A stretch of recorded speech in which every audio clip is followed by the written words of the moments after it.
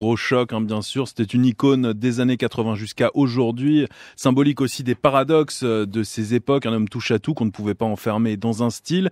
Alors il s'est fait connaître effectivement avec le groupe Wham, des tubes festifs, entraînants, parfois joyeusement kitsch, annonçant vraiment toute la pop des années 80.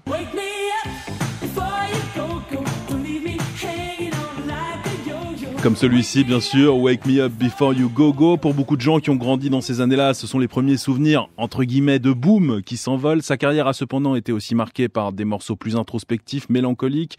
Musicalement, il a touché à divers genres, l'électro, la dance, mais il a aussi eu des tubes très jazzy. Je pense au magnifique Kissing a Fool en 1987.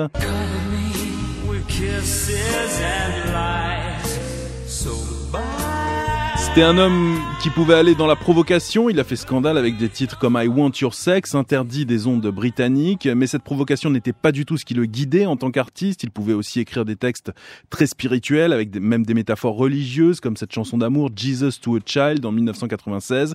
Il a toujours assumé un côté très libéré sexuellement, mais il n'a révélé son homosexualité que très tard, en 1998. Il a expliqué qu'il ne voulait pas le faire tant que sa mère était en vie.